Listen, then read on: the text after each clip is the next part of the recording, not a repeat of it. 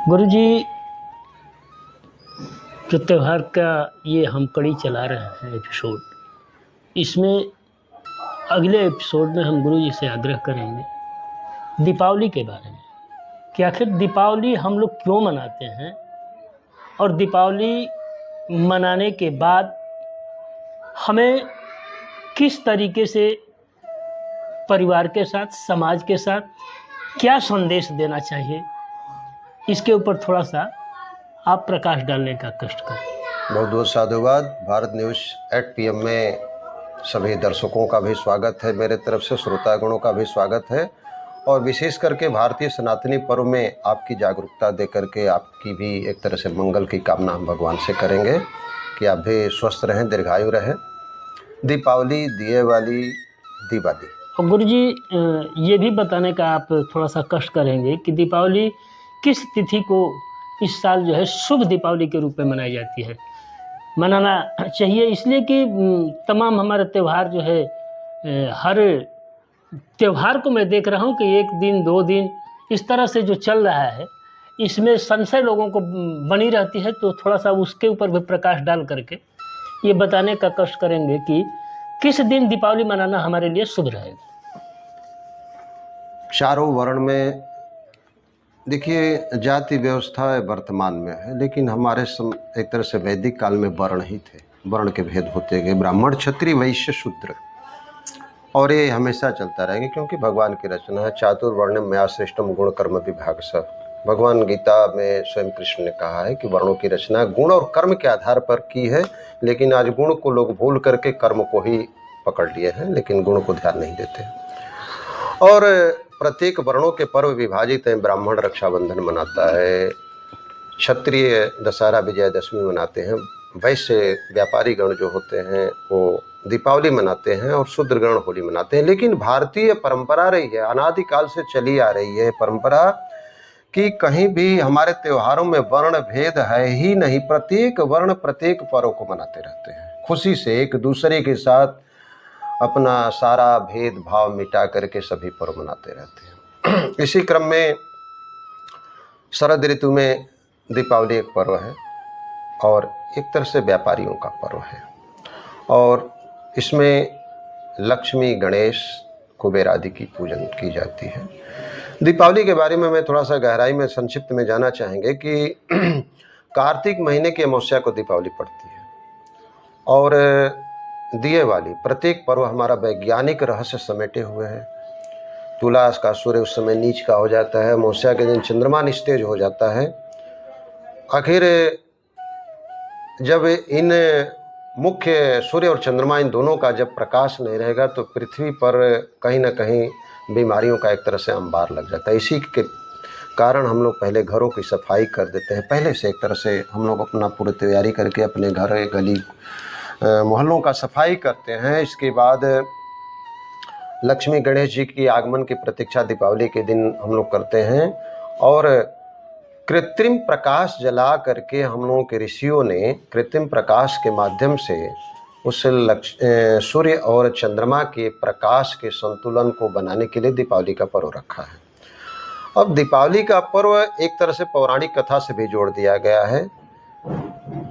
भगवान राम अपने अनुज लक्ष्मण और माता जानकी सहित जिस समय अयोध्या लौटे थे, उस समय प्रजावासियों ने, अयोध्या वासियों ने अपना आनंद व्यक्त करने के लिए, खुशी दिखाने के लिए, खुशी का एक मुहावरा भी है कि घी के दिए जलाना, खुशी मनाना। खुशी मनाने के लिए लोगों ने घर घर, अयोध्या वासियों ने अपने घरों को दीपकों से सजाया था। इसके अलावा भगवान श्री कृष्ण ने नरकासुर का वध किया था। महाराज युधिष्ठिर ने राजसूय यज्ञ भी उस दिन संपन्न किया था। जैसे कालक्रम बीतते गए उस तरह से उस समय कथाएं जुड़ती गईं, और कई कथाएं मिलकर के एक तरह से दिवाली के पर्व को मजबूत करती हैं। महर्षि दयानंद जी का भी पुण्यतिथि है, स्वामी राम तीर्थ की भी जयंती है, विद्यासागर जी की भी जयंती है। इस तरह से बहुत सारे महापुरुषों की एक तरह से पुण्यतिथि है। तो अमावस्या एक तरह से पितरों की तिथि है। तो उस दिन हम दीपावली के दिन क्या करते हैं कि लक्ष्मी और गणेश जी का विधिवत पूजन करते हैं। गणेश जी बुद्धि के देवता हैं, लक्ष्मी जी धन की देवी हैं।